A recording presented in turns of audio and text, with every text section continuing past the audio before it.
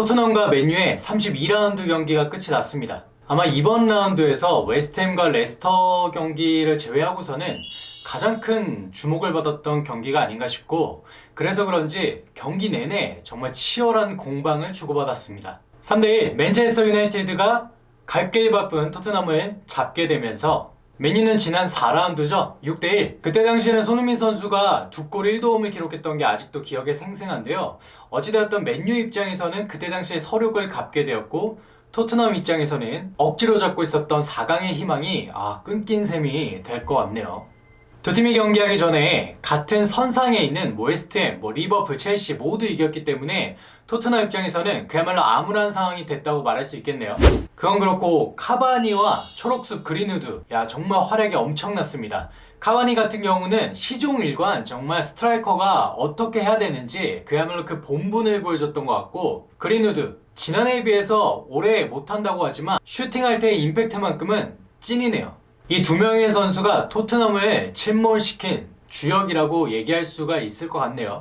어찌되었던 손흥민 선수는 기다리고 기다렸던 리그 14억 골을 기록했습니다. 은돔벨의 크로스를 케인이 논스톱으로 모우라 앞 공간에 놔줬고, 모우라가 욕심부리지 않고 손흥민한테 바로 패스를 연결시키면서 골이 나왔는데요. 사실은 모우라 선수가 공을 잡았을 때 패스할 거라고는 생각 못했어요. 최근에 모우라 선수가 폼이 올라오면서 시야도 굉장히 넓어진 모양입니다. 그리고 사실 오른쪽에서 크로스가 올라온 공을 왼발로 바로 때려 넣는 거는 쉬운 게 아닌데 손흥민 선수 역시 클래스가 있네요. 토트넘의 선제골만큼은 기가 막힌 흠을 잡을 수 없는 완벽한 팀플레이에서 나온 골이네요. 그나저나 오랜만이에요. 64일 만에 골이라고 하는데 사실 공격수가 이 정도 텀이면 꽤 긴 거죠. 그런데 워낙에 잘해왔고, 또 토트넘 팀 공격의 기점 역할을 해온 손흥민 선수이기 때문에 믿어왔고, 또 그 믿음에 보답을 한 것 같습니다. 손흥민 선수가 이번 골을 기록하면서 프리미어리그에서 득점 랭킹 4위에 올랐어요. 이게 2달간 득점이 없었는데도 이번 득점을 통해서 득점 랭킹 4위에 올랐다는 것만 봐도 손흥민 선수가 전반기에 얼마나 뛰어난 퍼포먼스를 보였는지를 입증하는 것 같네요.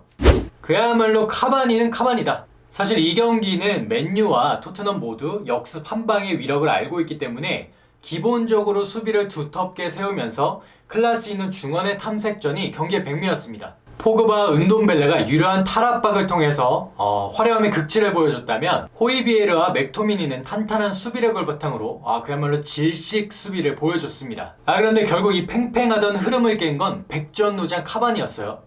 물론 카바니가 예전에 그 왕성한 활동량과 번뜩이는 재능, 요즘에는 보기 힘든 게 사실이겠지만 그래도 팀이 필요할 때 가장 중요한 골을 기록해주는 걸 보면 클래스는 영원하다는 말 정말 진리인 것 같아요.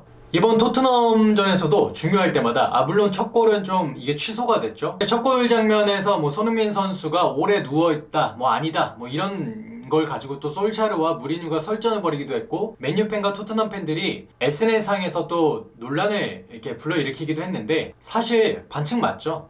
맥토미니 선수가 고의가 있건 없건 간에 그 장면만큼은 파울이 선언되는 게 맞아 보입니다. 근데 어쨌든 순간적인 침투를 통해서 라인을 깨는 거라던가 본인에게 골 장면이 주어졌을 때 압도적인 골 결정력 등은 정말 탄성을 자아냈습니다.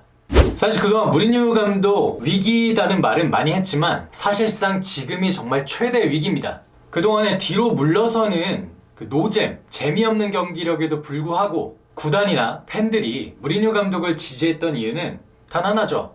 우승 청구사, 우승을 할 줄 아는 남자, 무리뉴 2년차의 위험. 하지만 지금의 토트넘의 위치는 하나 긍정적인 게 없습니다. 유로파 탈락했죠. 챔스티켓 확보 불투명해졌죠. 맨유전해지면서 이제는 카라바오컵 하나 남았다고는 하지만 누구랑 맞붙죠? 최강 맨시티랑 맞붙기 때문에 그마저도 장담할 수 없어요.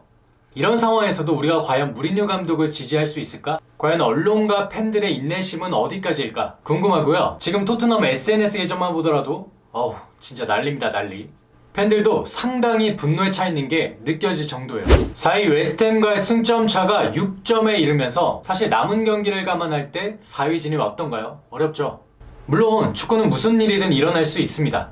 전승을 해서 보란듯이 4위를 하고 챔스에 나갈 수도 있어요. 그런데 남은 경기 일정을 보면 글쎄요. 그리고 챔스 티켓을 확보하지 못한다면 토트넘의 에이스라고 부를 수 있는 케인, 손흥민, 은돔벨레까지 이 선수들의 이탈에 명분을 주는 걸 수도 있고요. 이렇게 되면 엑소더스가 정말 현실화될 수 있습니다. 첩첩산중 지금의 토트넘의 상황을 두고 얘기하는 말 같아요. 저희는 어쨌든 손흥민 선수가 최고라 불리는 팀에서 활약을 이어가는 모습을 보고 싶은 건데 글쎄요. 지금의 재계약 상황부터 선수와 감독관의 불화까지 나오는 마당 지금의 토트넘 상황은 정말 난항이 계속될 것으로 예측이 됩니다. 경기가 끝나고 울먹거리는 손흥민 선수의 모습이 여러 곳에서 보였는데요. 정말 안타깝더라고요. 이미 선수 개인으로는 커리어 하이를 찍고 있는 시즌인 만큼 아무쪼록 컨디션 관리를 잘하고 부상 조심하고 선수의 가치가 계속해서 유지돼서 부디 더 높이 평가받기를 진심으로 바라겠습니다.